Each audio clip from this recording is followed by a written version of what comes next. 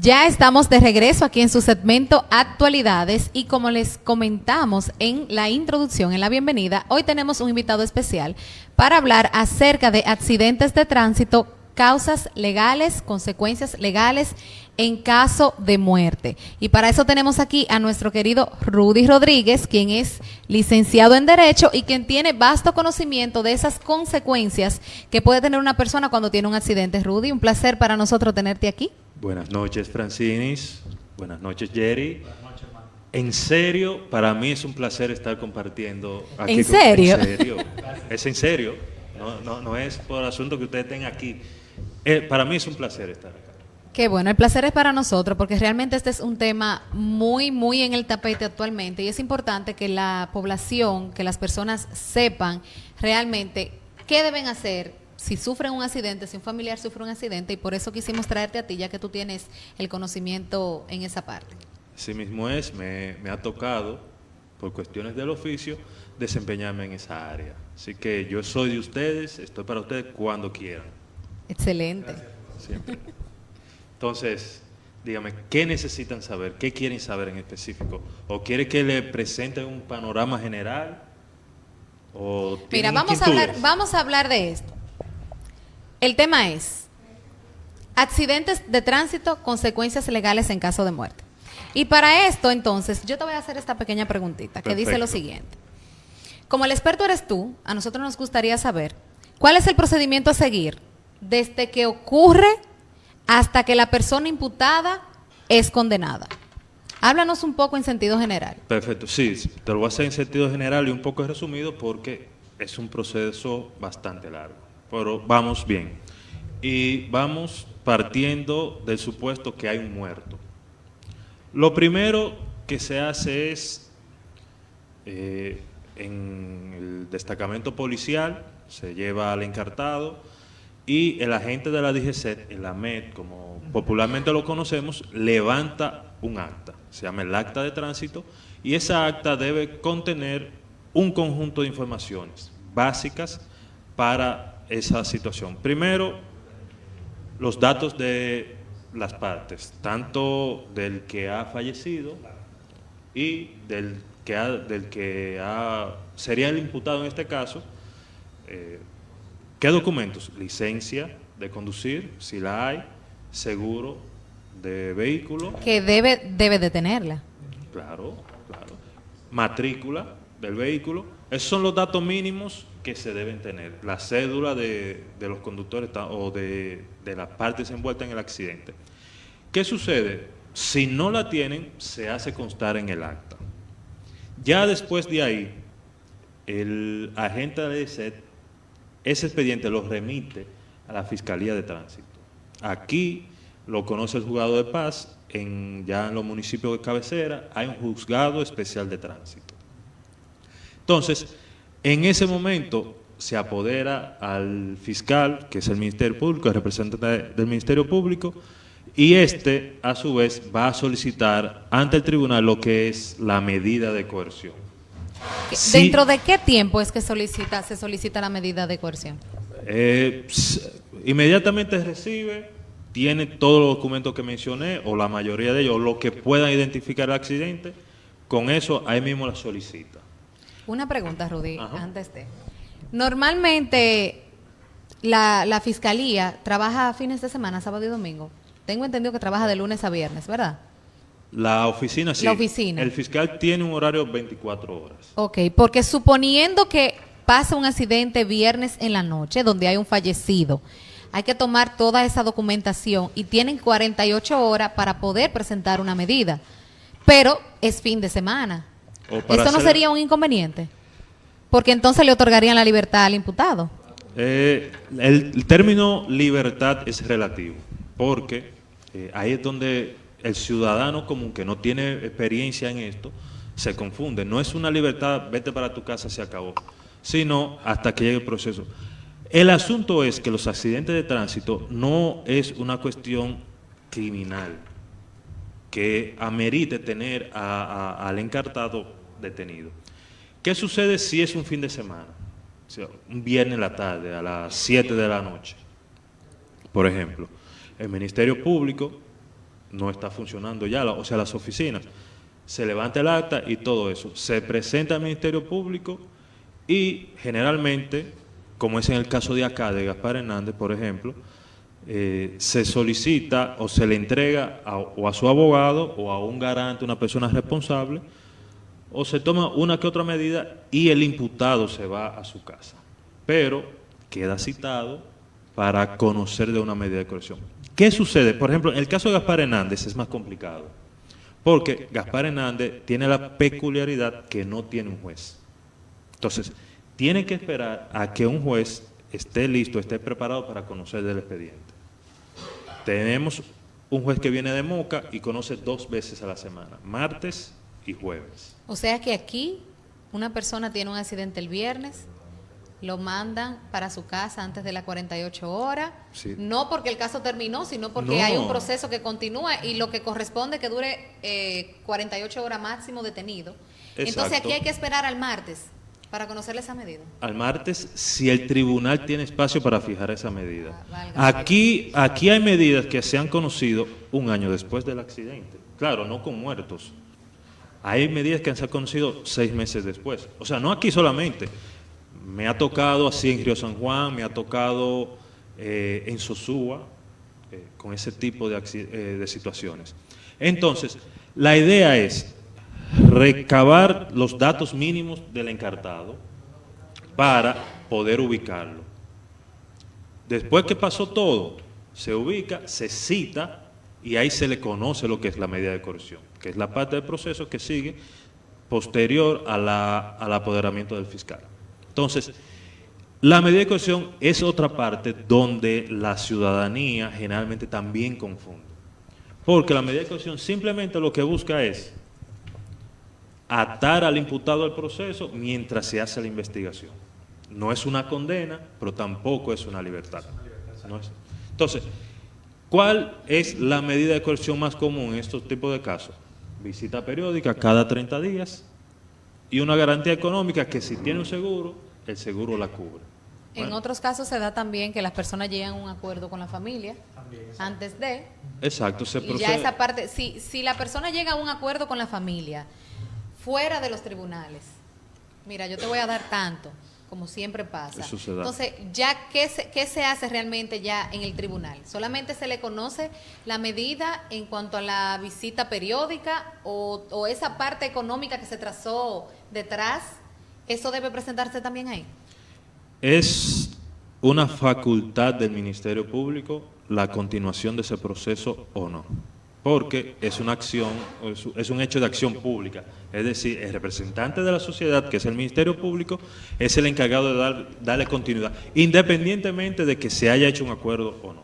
Se hizo el acuerdo, perfecto, ustedes resolvieron lo que es la parte civil, es decir, la parte económica, la parte pecuniaria, pero la parte penal, la que yo te puedo perseguir y llegar a obtener una prisión, yo la sigo, si el Ministerio Público entiende que hay méritos para ello, y le da continuidad, porque realmente no se haya investigado, el Ministerio Público tiene que averiguar si habían agravantes, por ejemplo, si estaba ebrio, si estaba distraído, conduciendo, punchando un teléfono, si andaba a alta velocidad, hace esa investigación, entonces el Ministerio Público, en esa investigación, en caso de que se haga el acuerdo, el Ministerio Público dice, bueno, iba punchando un celular, hay Si testigos, hay alguna imprudencia. exacto, en lo que determina. hay testigos que lo vieron, entonces yo no puedo darle la facilidad a esa persona porque la tendencia de él es ser imprudente, a infringir, y si lo suelto lo va a cometer otra vez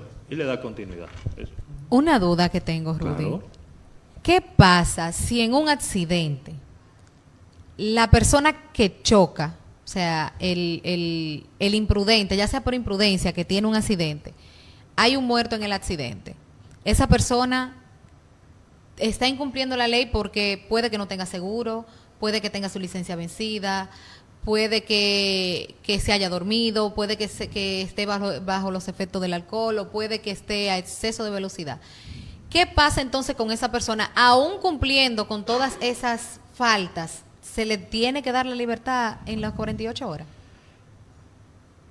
Si no es presentado ante un tribunal, aún pasada, si no se presenta ante el tribunal y el Ministerio Público y pasan las 48 horas, es una detención ilegal. Porque se supone que dentro de esas 48 horas el Ministerio Público tiene que tener todo preparado. Ahora bien, la no licencia o una licencia vencida es una falta, una falta, una sanción, pero no vinculante con el accidente. Yo puedo tener una licencia vencida y por el hecho de que yo conduzca con una licencia vencida no quiere decir que yo provoque un accidente por eso. Claro, lo mismo con el seguro. Son faltas administrativas que tienen sus multas. O sea, eso se resuelve con multa. Eso son multas. Ya. Ahora bien, si partimos de la premisa de que se estaba manejando a exceso de velocidad, de que se estaba ebrio, también todo eso el Ministerio Público no puede usarlo como presupuesto porque lamentablemente hay un juicio, que es el juicio de fondo, que ya es la última etapa donde se termina todo eso. Mientras tanto, lo que se busca es medida de coerción, que el imputado esté presente en el proceso y que existan elementos suficientes para darle seguimiento. Entonces, independientemente si hay una muerte o no, hay que ver si el imputado tiene arraigo suficiente, que ahí es donde está el problema. ¿Cuáles son los arraigos por excelencia? Los arraigos económicos, presentar una cuenta de banco, presentar un título de una casa, eso es la medida de coerción. Arraigos familiares, que tengo hijos, que estoy casado, que estoy en unión libre. Arraigos sociales, laborales, una carta de trabajo, una carta de la comunidad, de la junta de vecinos, etcétera. Entonces, si reúnen todas esas condiciones, el Ministerio Público entiende que ese imputado va a mantenerse en el proceso. Rudy, antes de que tú continúes, permíteme interrumpir. Sí, claro. Por arraigo se entiende evidencia en este proceso, en este tipo de... Sí, son especies de evidencias que el imputado presenta. Que se llama arraigo. Sí, en derecho le decimos arraigo. Exacto. Son sustentos. Entonces, hay unos casos donde, 3 casos yo he visto y recuerdo que han existido accidentes de tránsito y en la medida de coerción han quedado detenidos. Uno fue en la celebración del Mundial, cuando República Dominicana ganó el clásico de béisbol, celebrando ebrio, alguien manejando, chocó 3 personas y murieron. Otra fue un señor en Tamboril, chocó, murió una persona y cuando se fue a conocer la medida de coerción no tenía acta de nacimiento, no tenía cédula, no tenía seguro, no tenía matrícula del vehículo, no tenía nada, su persona. Entonces el Ministerio Público dijo, si este sale de aquí y pone un pie allá afuera, lo que tenemos es una foto de él nada más. Eso es lo único. Y aquí sucedió algo, un accidente, hace mucho, que en La Vega variaron la medida y la cambiaron a prisión. Entonces, adelantando más porque el tiempo apremia. No te vas a adelantar. Antes porque te tenemos una pregunta muy importante. Jerry, ¿qué pregunta tenemos antes de irnos a la pausa? Hay una pregunta, Rudy, que gravita mucho en términos sociales y que mucha gente se le está haciendo, se pudiera estar ponderando con respecto a ello. Y reza de la siguiente manera, te la voy a citar para que no se me escape ningún detalle. Ni una coma. No, absolutamente. Dice lo siguiente, Rudy. ¿Por qué hay casos de tránsito donde al final del proceso, al final del proceso, el imputado es condenado y en otros casos es liberado a pesar de que una persona haya perdido la vida? Sin embargo, Rudy, no, nos vamos a una pausa. Cuando retornemos, por favor, pues queremos socializar con respecto a ese tema. Por favor, absolutamente. Por favor, quédese con nosotros y no se desconecte, que seguimos con más en serio. Una vez más, buenas noches, querido municipio de Gaspar Hernández que nos observa en estos momentos. Y antes de irnos a la pausa, socializábamos y preguntábamos al licenciado y abogado de profesión, Rudy Rodríguez, con respecto a este aspecto de manera particular en el área de tránsito. Dice lo siguiente, Rudy, una vez más, para reiterarte la pregunta una vez más. ¿Por qué hay casos de tránsito donde al final del proceso el imputado es condenado y en otros casos es liberado a pesar de que haya una persona que haya perdido la vida? Bien, Licenciado, abogado y amigo. Y amigo. Y amigo. Claro que Me faltó eso y perdóname la falta de respeto. exacto. Bien, mira, esa pregunta es bastante importante. Primero, desde el punto de vista legal y también desde el punto de vista social, porque las personas no entienden, lo soltaron. Mira, lo básico y lo fundamental, son varios aspectos, pero el básico y fundamental depende de la culpabilidad o no del chofer del vehículo donde murió la otra persona. Es decir, si tú fuiste culpable o fuiste inocente de violar las leyes de tránsito, si en el tribunal no pudieron probarte esa culpabilidad, tú vas a ser liberado independientemente de que haya un muerto. Un ejemplo vivo, a mí me tocó un caso donde lamentablemente murió una persona y otra quedó lesionada, pero a mi cliente, tanto los testigos como la evidencia aportada, indicaron de que él no tuvo falta en el manejo, sino fue una imprudencia, quizá un descuido del fallecido. Entonces, el juez, o la jueza en ese caso no tuvo otra opción que darle la libertad, porque no fue una falta de él, no fue una culpabilidad. O sea, el hecho de que haya un muerto obligatoriamente no te indica a ti que tú vas a caer preso. Entiendo. Sí, porque se puede dar el caso que el imprudente haya sido la persona fallecida, que el que haya cometido la imprudencia haya sido la persona fallecida. Tú puedes estar en tu vehículo a una velocidad prudente y venga uno de estos muchachos que ahora está acostumbrado a calibrar, pierde el control calibrando y al final se te estrella encima tu vehículo. Claro, desde luego. Entonces, no es justo que tú pagues con cárcel o con multas algo donde tú estás siendo... Por la imprudencia de otro. Tú estás siendo prudente con la ley. Entonces, ese es el caso fundamental. Otros casos, y aquí ya impera lo que es la terminología y el tecnicismo jurídico. Como el hecho, la categoría es un accidente, el nombre lo dice accidente, es algo no voluntario, porque pocas veces alguien sale a la calle queriendo chocar a otro. Eso se puede dar el caso, pero pocas veces se da. Entonces, al final, y fue una imprudencia, te cruzaste en rojo, se te fueron los frenos, tuviste un accidente, murió alguien. El juez dice, bueno, esta persona tiene un buen perfil, se ve que es muy decente, y antes y después del accidente mantuvo una conducta honorable.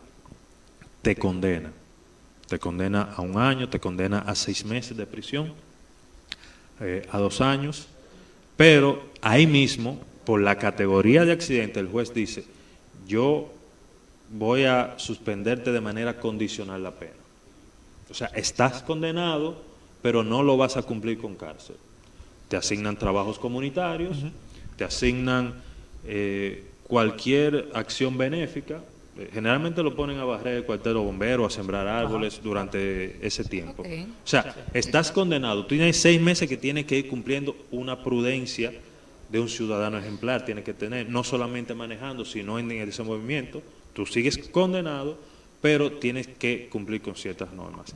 Pero eso se da cuando tú demuestras una conducta, que el accidente quizás fue por tu imprudencia, pero no fue un asunto que tú andabas ebrio. ¿Cuál es el mayor tiempo que se le puede, en una condena, el mayor tiempo que le pueden dar a una persona por un accidente? La antigua legislación, que todavía hay casos vivos de eso, la ley 241 preveía un máximo de 3 años.